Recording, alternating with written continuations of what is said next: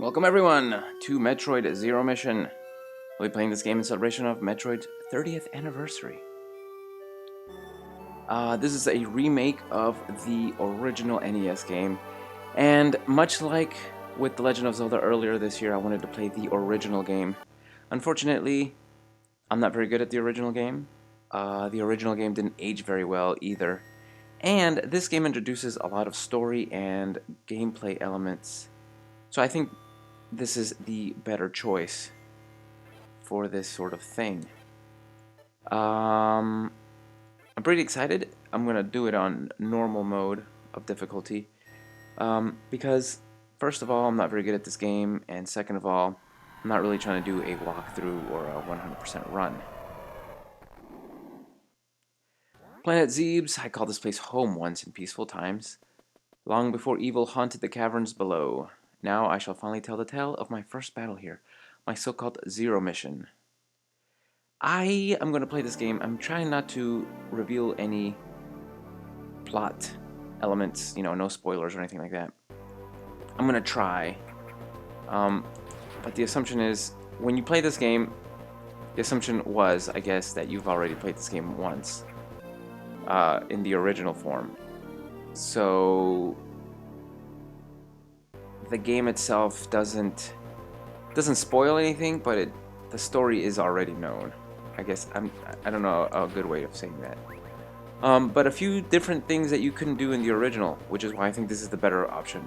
Look, diagonal shooting, diagonal down, squatting and shooting, shooting down, shooting up, shooting while jumping in all kinds of directions. Just a better overall control, I feel. It also adds a map, which you can see here. It's our map. And, of course, it controls a little bit like Super Metroid, which is very welcome, in my opinion. And another thing it introduces is these statues, the Chozo statues.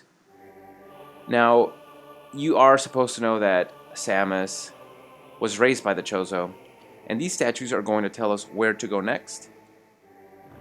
They are in no way shoehorning us into a kind of linear experience. You can go where they tell you, or you cannot. A lot of the time, they will lead you to places where you need to go in order to collect weapon upgrades or suit upgrades that you absolutely have to have to beat the game. But a lot of times, they'll just kind of send you to the next place that you're supposed to be going. You can ignore them, or you can actually listen to them.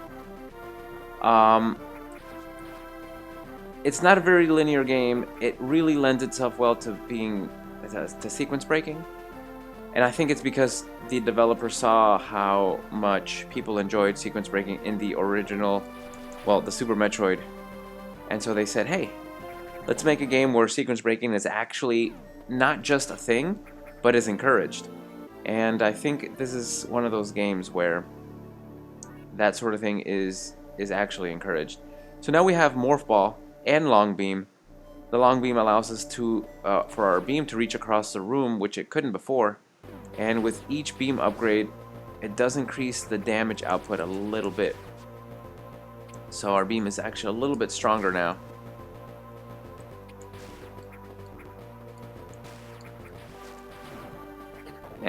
Oh well. So here we're in a green chamber, as you can see, versus the blue ones. Green chambers are kind of secret areas. Some of them actually you have to go through, but a lot of them are going to contain actual secrets that you can miss if you don't go in them. And this is a place we have to explore. We have to look at this gate. It's a gate composed of two heads, statues. You actually have to look at this screen in order to progress, because what it will do is lock this door and lock the door on the other side of this big chamber. And that introduces one of the gameplay elements here, locked doors. Oh, almost, that was close. When you defeat the enemies in a locked chamber like this, the gray door will flash and you will be able to exit, otherwise you're stuck. You're stuck in the room. And this Chozo statue, our third, will tell us to go explore Brinstar into parts unknown. So that is what we're going to do. This is Brinstar, of course, the first section of Planet Zebes. Or Zebes, apparently. Which I always thought was weird. It doesn't look like Zebes, but whatever. I call it Zebes. You can call it Zebes. You can call it whatever you want. I'm not going to argue with anyone about pronunciation of the planet. I'm just not gonna. So that tiny little room connects the two parts, two, I guess, major sections of Brinstar, the left and the right. The right side is mostly where the bulk of the content is, so we're going to be doing most of our exploration on this side. We get the missile tank. You press R to toggle missile mode like so, and you shoot just like you would normally. And we're about to encounter our first mini boss, who is actually really easy to not kill. So I'm gonna try my best, and I already failed. You failure! You actually get multiple opportunities to kill this guy if you are like me and you don't do it the first time. And oh my god, it's quite embarrassing if you don't get it right. Ah, stupid. Whatever. I don't care. It doesn't matter. Like I said, you get another chance to kill it. And I'll have to say, I actually hit it, so I'm not sure why it didn't take damage. It's a pride thing, really. It doesn't really matter. It's just my pride is hurt. Now I do need to recoup my health here. Oh, and I don't have any missiles. Oh, man. So you need missiles to open red hatches, and I don't have any. So now I have to come back and defeat some enemies and get some missiles so I can actually open the hatch. There you go. That's how it's done. Now these flies that are chasing me, you can kill them, but they will never die. In other words, I'll kill these and they'll just respawn and respawn forever. And the only way to defeat them completely is to destroy their nest, which is this. There are 3 nests in total, and in order for them to never respawn again, we have to destroy them all. I did not know this the first time I played this game, and it was really annoying to try to do this area with those flies just continuously respawning and attacking you. Very annoying indeed.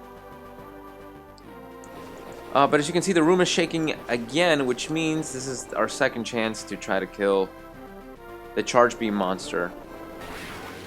And this time, hopefully, doing it right. Really no reason why I messed up the first time. It's not a hard thing to do at all. There. That's how easy it is. And yet somehow I failed. But anyway, we get the charge beam. Now the charge beam, to be honest, is kind of pointless, in my opinion. You get to charge your beam like this and you shoot it, and it's all well and good, but I don't really use it very often.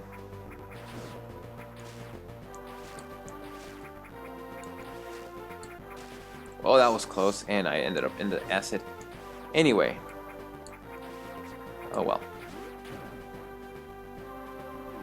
From here we go down, and we can actually go into the map room here and do the map thing. And as you can see, there's still a lot of Brinstar we haven't explored, but like I said, most of the area is on this side of the 2 long shafts here. So we got the 2 shafts. The left side pretty much takes us to different areas like Crate, Crateria, and the right side has all the goodies. Alright then. From here we go up. Oh, I didn't see you.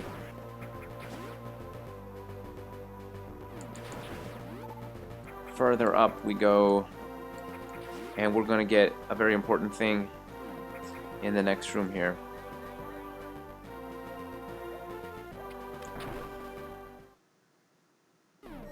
This is one of those items that you have to get to progress the bomb. In Morph Ball mode, you can drop the bomb, like so. For Metroid veterans, I mean, this is pretty well known. And of course you can do Morph Ball bomb jumps in this game as well. Pretty handy little item. We'll go ahead and heal. The Chozo statues allow you to heal, so we might as well. Another locked room, as you can see. That means there are enemies here that we have to defeat. And in this instance, they are these weird little parasites who just really enjoy attacking Samus. Alright. They can only be killed with morph balls, so just keep that in mind.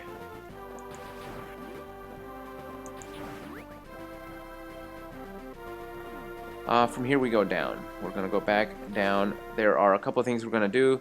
For example, we're going to go down into that L-shaped chamber on this path, and then we're going to go up.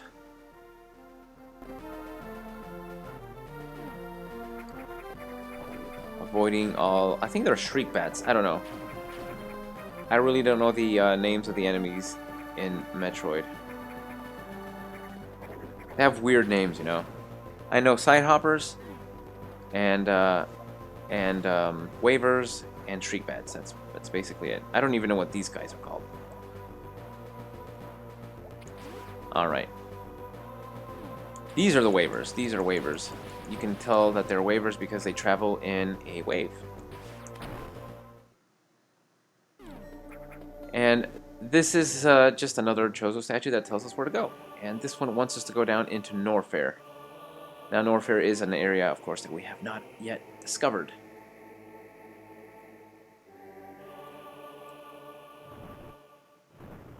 But before we go to Norfair, there are a couple of items we need to get. Not need, but want. There's no real need to kill the waivers at all, actually.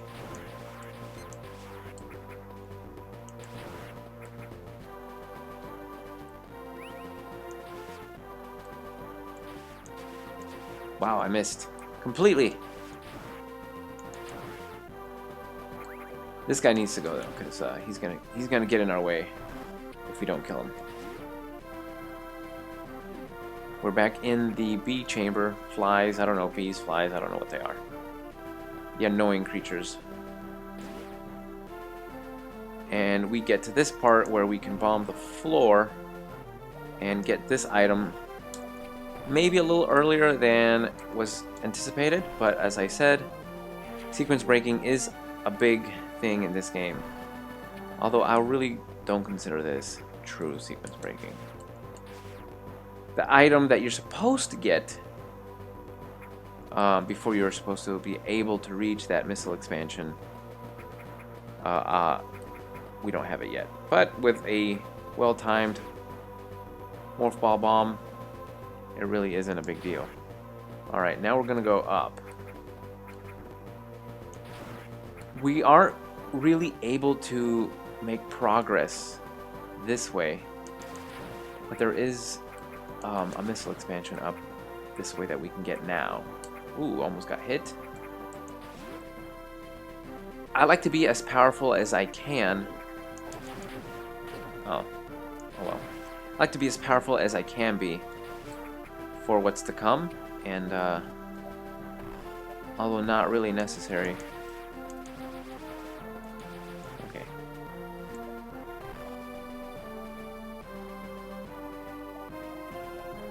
I think I'm right. I think there's a missile expansion this way.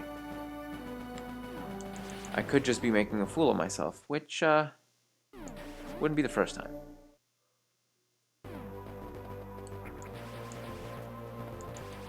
Come on out. There we go. Yeah, there we go. Missile expansion. I'm not entirely crazy. Well, that's as far as we can go for now. We will be back here, though. Don't you worry. There's one more thing I want to do.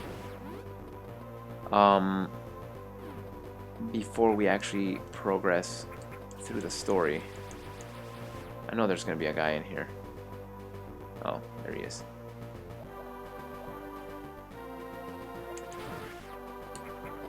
There is wall jumping in this game. It's actually not as useful as in Super Metroid, unfortunately. I wish it were a little more awesome, but what are you going to do? So anyway, we have that. That's what we came for up this way. And there is one more thing we're going to get before we actually make our way down north. We're going to actually head back all the way this way. Sometimes it's easier to travel in Morph Ball mode because you can avoid, as soon as I say it I hit an enemy, but you can avoid some enemies easier because you're a smaller target. It's just something I found personally. Alright, so I don't know if I mentioned this before, but as you can see, there are dots all over the map. Those dots represent items that I've picked up. So that's just basically what they are. Circles, where my icon is, my little helmet, my icon, there's a circle there. That means there's an item I have not gotten. So whenever you see that icon, you should explore that segment of the map. Because usually, well not usually, every time, there's going to be a power-up of some kind. This is energy tanks.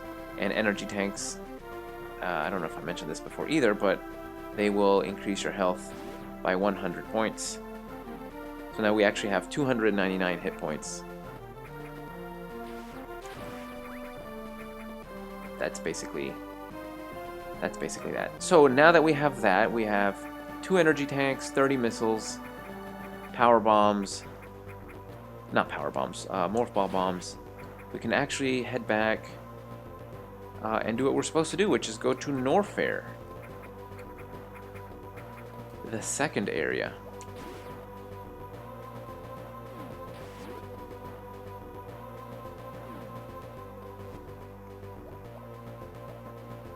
Oh, there are too many to avoid, so oh well, I'm gonna get hit no matter what.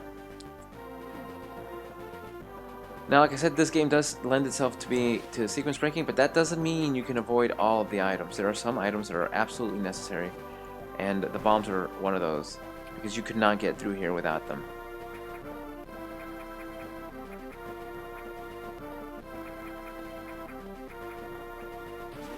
And here we go.